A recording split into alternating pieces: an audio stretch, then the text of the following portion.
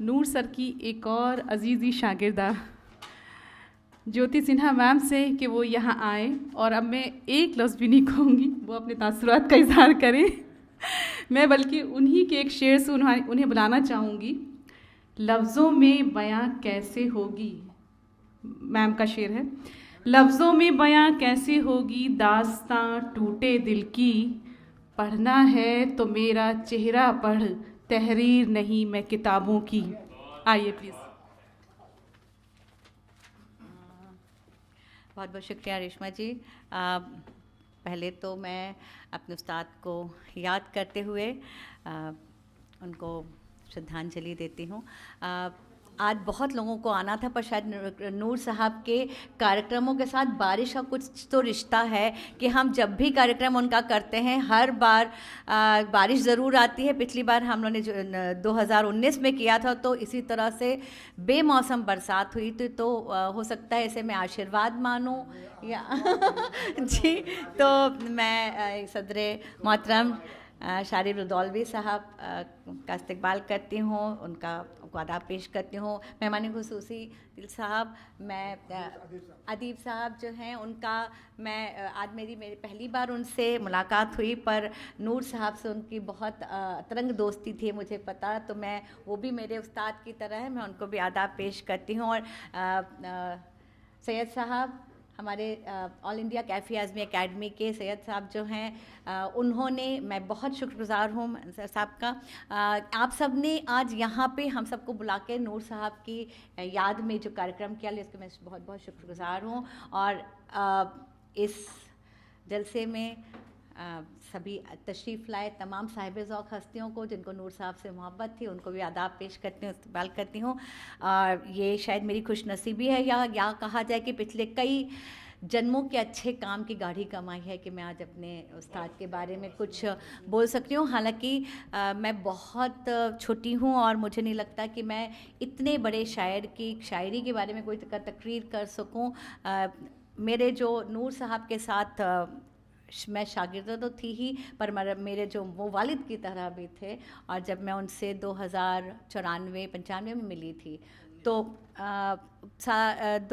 उसमें, और 2003 में उनका इंतकाल हो गया। तो 7-8 साल का जो सफ़र था वो बहुत कम था। मुझे लगता है मैं बहुत लेट मिली थी उनसे, मुझे और जल्दी मिलना था, मुझे उनकी और मोहब्बतें और आशीर्वाद दुआएं मिलनी थी, मुझे बहुत कुछ सीखना था। तो कुछ अधूरापन जो रहता है वो हमेशा मुझे बहुत तकलीफ़ देता है। मगर चूँकि मैं बहुत सारी बातें दिन भर कह सकती हूँ, उनके इतने किस्से हैं, इतने अनुभव मेरे साथ, जितने वाक़यात थे, पर चूँकि मैं सिर्फ उनकी शायरी और जो उनकी अदबी हैसियत थी उसके बारे में थोड़ा सा मैं बता सकूँगी। मेरी जो कम इल्मी है उसको माफ़ करते हुए आप लोग, अगर मैं कहीं भी गलत बोलूं तो उन्हीं का एक शेर था कि लब क्या बताएं कितनी अजीम उसकी बात है ज़ात है, लब क्या बताएं कितनी अजीम उसकी ज़ात है, सागर को सीपियों से उलीचने की बात है। तो हम कैसे उस अजीम शख्सियत के बारे में कुछ बता सकते हैं, पर मुझे जो लगता है कि अगर हम लखनऊ की जो नज़ाकत, नफासत, शाइस्तगी, शीरनी ज़ुबान सबको एक साथ घोल दें, और तो लखनऊ की जो सोंधी सोंधी माटी है, जो मिट्टी है, और गोमती नदी की जो अदबी हवा है, उस सब की से मिली जुली एक जो महकती हुई शख्सियत तारीख के पन्नों से निकलती है, उसको लोग कृष्ण बिहारी नूर साहब कहते हैं। और जो एक दुनिया का एक चमकता सितारा है, जो मतलब इतने साल से मुस्तकबिल को की रहनुमाई कर रहे हैं, जो राह दिखा रहे हैं। अगर जैसे सब ने कहा कि गंगा जमनी तहजीब के वो सच्चे आईने थे, एक ऐसा सच्चा और शफाक आईना जिसमें लखनऊ अपने आप को संवारता है, ख़ुद से अपने माजी से गुफ्तगू करता है और अपने आप को संवारता है। हम जैसे ही नूर साहब की कोई बात करते हैं तो लखनऊ के, पुराने लखनऊ की जो असली जो नब्ज़ है, जो खुशबू है, वो हमें पता लगती है। तो ये एक बहुत बड़ी बात थी। जब मुझे लगता है कि नूर साहब का जन्म 8 नवंबर को 1925 को जब हुआ होगा रकाबगंज के गौस नगर में, छोटे जब उस गलियों में, तो शायद किसी को भी ये पता नहीं था कि वक्त लखनऊ की सरजमी पे एक अदबी बहुत मजबूत इमारत की नींव रखने जा रहा है। किसी को भी नहीं पता था कि इतनी बड़ी आज एक वहाँ पे शख्सियत ने जन्म लिया है। नूर साहब का जितना, जैसे मैं जानती हूँ कि वो 15-16 साल की उम्र में अपनी पहली गज़ल से ही मुशायरों में जाने लगे थे, मगर उनको असली जो शायरी की जो इल्म है वो फजल नकवी साहब के कदमों में उनकी सेवा करके, उनके कदमों में, उनके आस्थाने में बैठ करके उनको मिली। और फजल नकवी साहब ने अपने शागिर्द को इतनी मोहब्बत से तराशा कि पूरी दुनिया आज उनकी शायरी का लोहा मानती है। और ये हम सब के लिए फ़ख्र की बात है कि हम लोग उनके चरणों में रहे और हमने उनका थोड़ा भी, जितना भी साथ मिला, हम उनके साथ रहे। जी, नूर साहब जो हैं, नूर साहब यूँ तो देखा जाए जो कदीम क्लासिक रवायतें थी शायरी की, उससे जुड़े हुए थे, मगर जो उनके नए ख़यालात थे और जो नए अंदाज़े बयानी थी, उसकी वजह से वो जदीद शायरी की भी रहनुमाई करते हुए नज़र आते हैं। जैसे आपने भी कहा कि जो पुरानी तशबीह और इश्तियारे थे वो उन्होंने बिल्कुल एक दरकिनार कर दिया है। जो पुराने वो जो कि माशूक की बेवफाई या आशिक की चाक गिरेबानी जैसी जो चीज़ें थीं, जो उपमाएँ जिसे कहते हैं, जो इश्तियार थे, वो सब उनको एक किनारे करके एक नई तशबीहों से उन्होंने एक शायरी को एक नई तकनीक दी, एक नया खूबसूरत एक जामा पहनाया।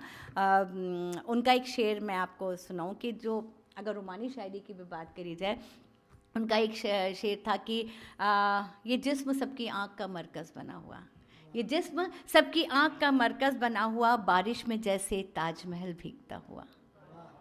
जिस्म जिस सबकी आँख का मरकज़ बना हुआ, बारिश में जैसे ताजमहल भीगता हुआ। मस्ती में डूबी झील सी आँखों को क्या खबर, मस्ती में डूबी झील सी आँखों को क्या खबर, मैखाना कोई छोड़ गया है खुला हुआ। तो जो कहन होती है शायरी में या अंदाज़े बयानी होती है, वो बहुत अहम होती है। वो आपके दिल को बहुत दूर तक कचोटती हुई लेके चली जाती है, एक तीर की तरह आपके निशाने पर बैठती है। और जो आपकी तख़य्युल होती है, जो शायर की तख़य्युल होती है, जो इमेजिनेशन होता है, और जो लफ्ज़ों की कहा जाए कारीगरी होती है, वो बहुत दूर तक और बड़ी देर तक उसका असर रखती है। तो नूर साहब इस बात पे बहुत, इस फ़न में माहिर थे ही। और उनकी जहाँ तक मुझे लगता है कि उनकी जो इमेजिनेशन है, जो तख़य्युल था, वो उस ऊंचाई पे जाके पहुंचता था जहाँ से कोई और रास्ता होता ही नहीं था और ना लौटने की कोई गुंजाइश होती थी। इस कदर, मतलब उसके आगे पीछे आप कुछ और लगा नहीं सकते थे। साथ में एक चीज़ और जो मैंने जितना पढ़ा है कि उन्होंने एक नई तकनीक दी थी कि दो परस्पर बिल्कुल विरोधी ख़यालात, दो बिल्कुल जो अलग ख़यालात होते थे, उनको जोड़ते हुए अपनी पूरी बात मुकम्मल करते थे। जो ये भी एक नई तकनीक उन्होंने शायरी की दी थी कि कभी आगही, कभी जुनू तो कभी आगही की कैद में हूँ।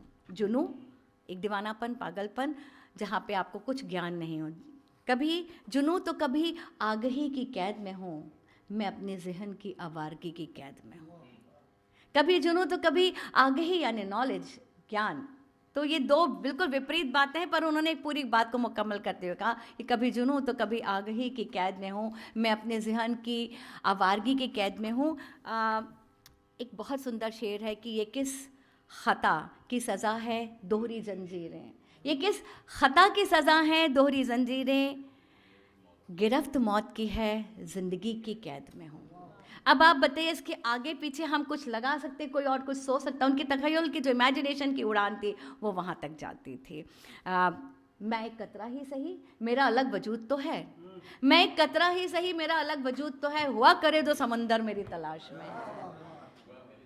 जी, तो और अगर मैं अक्सर जब ज़िंदगी के फ़लसफ़े की बात या जीवन दर्शन की बात है, मैं अक्सर पढ़ने की कोशिश करती हूँ। वो मोटी मोटी फ़लसफ़े की किताबें होती हैं, चाहे वो हम रिलीजन किताबें निकालें, पर उन सब में इतनी कॉम्प्लेक्सिटी होती है, इतनी जटिलता होती है कि आदमी कुछ सच जान नहीं पाता। कभी भाषाई, कभी उनको जो बताने के तरीके होते हैं वो इतने मुश्किलात तरीके होते हैं कि हमको तो कभी भी दर्शन की किताबों में कोई भी इस बात समझ नहीं आई।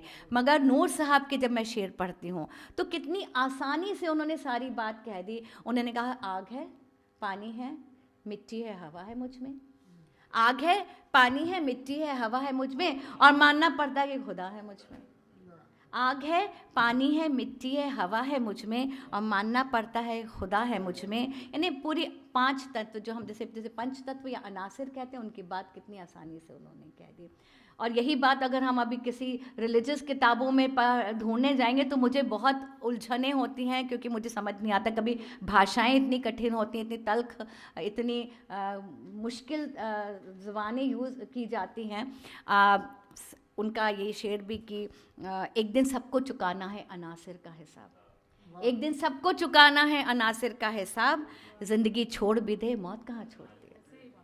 एक दिन सबको, तो ये ज़िंदगी के सत्य है, ज़िंदगी का दर्शन है, फ़लसफ़ा है, जो बहुत आसानी से नूर साहब ने बताया। और उनका जो ये आपको पता है कि पूरी दुनिया में एक जो उनकी गज़ल थी कि ज़िंदगी से बड़ी सज़ा ही नहीं, और क्या जुर्म है पता ही नहीं, इतने हिस्सों में बट गया हूँ मैं कि मेरे हिस्से में कुछ बचा ही नहीं।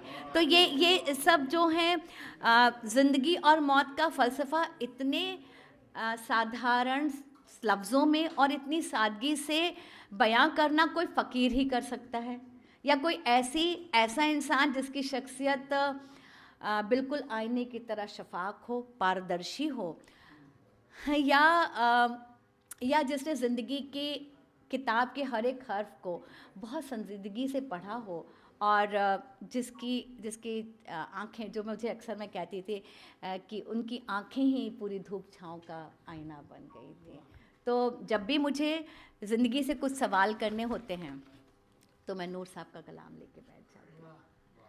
और जहाँ जैसे आप सब ने भी कहा कि नूर साहब ये जीवन दर्शन ये केवल हिंदू धर्म या किसी एक पर्टिकुलर मज़हब के लिए नहीं था, ये पूरी इंसानियत के लिए था, हर जाति भाषा धर्म के लोगों के लिए था ये। जहाँ पे क्योंकि नूर साहब हमेशा उन्होंने जितना हिंदू दर्शन को पढ़ा उतना ही उन्होंने, आपने जैसे बयां किया कि उन्होंने इस्लाम का भी बहुत गहन अध्ययन किया, कोई बिना गहन अध्ययन के नादें और ये सब नहीं लिख सकता है।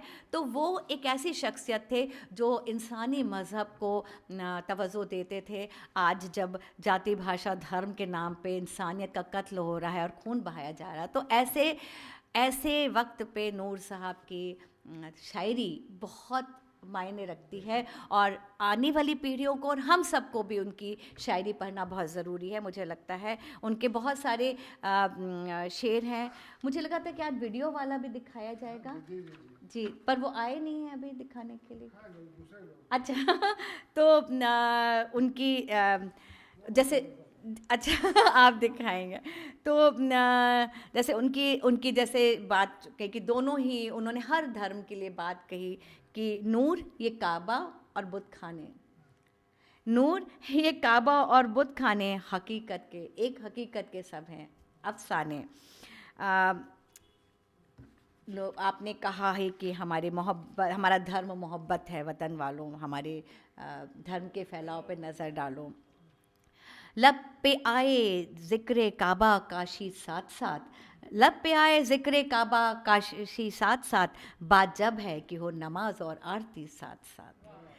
और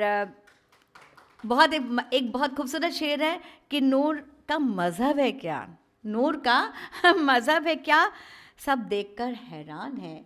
नूर का मज़हब है क्या, सब देखकर हैरान है, हक परस्ती, बुत परस्ती और मैं परस्ती साथ साथ।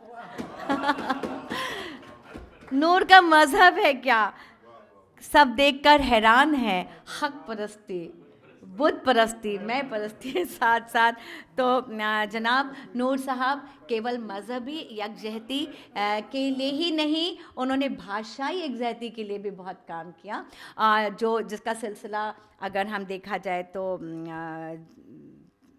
अमीर खुसरो साहब ने शुरू किया था, फिराक गोरखपुरी साहब से होता हुआ जब नूर साहब के तक आता है तो एक एक नई महक, एक नई रंगबू लेकर के आता है। वो उसमें बामानी जो शब्द थे हिंदी के और उर्दू के, वो आपस में इस तरह से गले मिल जाते हैं कि और इस तरह से घुल जाते हैं कि आपको पता ही नहीं लगता, और आपको लगता है जब ये लफ्ज़ अगर हटाएंगे तो शायद उसके मानी ही बदल जाएंगे। तो यही एक भाषाई जो एक थी वो भी बहुत उन्होंने उस पर भी बहुत काम किया, और ये भी एक बहुत अच्छी तकनीक थी। हम जब गज़ल कहना सीख रहे थे, और मैं जब नया नया उर्दू सीखी तो मुझे लगता था कि मैं बहुत सारे खालिस उर्दू के बहुत कठिन कठिन शब्द ढूंढ के निकाल के लाती थी। तो नूर साहब कहते थे कि देखिए, जब तक ये शब्द को, जो ये लफ्ज़ हैं आप इस्तेमाल करिए, उसके मायने लोग ढूंढेंगे, तब तक आपकी बात आगे निकल जाएगी। तो आपको बहुत सादगी से उन लफ्ज़ों, मतलब कोई जो बहुत नक्काशी करी जाती है लफ्ज़ों की जी, तो वो जो लफ्ज़ों की नक्काशी होती है, कशीदाकारी बहुत करने की कोशिश करते हैं, उसमें कई बार जो बहुत एहसास हैं, जो असली बात है, वो खो जाते हैं, वो बहुत बौने हो जाते हैं। तो नूर साहब हमेशा कहते थे कि जहाँ ज़रूरी हो वहाँ पे ही आप वो शब्द इस्तेमाल करना चाहिए। अब मैं आपको एक मिसाल के तौर पे दिखाती हूँ कि उनका भाषा एक ज़हती की बात उन्होंने कही कि उनका एक शेर था कि रोशनी सचित्र हो गई, रोशनी सचित्र हो गई, नूर का चरित्र हो गई। रोशनी सचित्र हो गई, नूर का चरित्र हो गई, और बड़ा खूब है कि कामनी को मन मेरा मुर्शीद लगे। अब देखिए कितनी कहाँ पुरानी वो रवायतें कि आप बिल्कुल तो कामनी को मन मेरा मुर्शीद लगे, नूपुरों की वंदना शाहिद लगे। या मीरा पर जिस रंग का अधिकार था, मीरा पर जिस रंग का अधिकार था, सारे रंग उस रंग से हासिद लगे। तो किस तरह से उन्होंने हिंदी और उर्दू को एक दूसरे में घोला कि कहीं भी मुझे नहीं लगता कि इस लफ्ज़ के अलावा हम कुछ और लफ्ज़ रखते तो उसमें वो खूबसूरती आती। तो ये उनकी जो शख्सियत थी, वो उनकी गज़लें खुद ब खुद बयां करती थी। नूर साहब जैसे सब ने कहा कि वो हर मज़हब पे एक ही नज़र से देखते थे। उन्होंने उस अल्लाह, उस ईश्वर, उस परम पिता को की उस शक्ति को मानते थे जिसने हम सबको बनाया। वो एक है, वो बस उसकी वजूद और उसका जो नाम है वो हमारी भाषाई लड़ाई में बेचारा जो कहा जाए फंस गया है, और है वो ईश्वर है वो शक्ति, सब एक ही। और नूर साहब ने कभी भी कोई भी मंचों से, जितना मैं जानती हूँ, कभी भी मंचों से कोई सियासी बातें नहीं करी, कभी भी कोई अलगाव की बातें नहीं करी।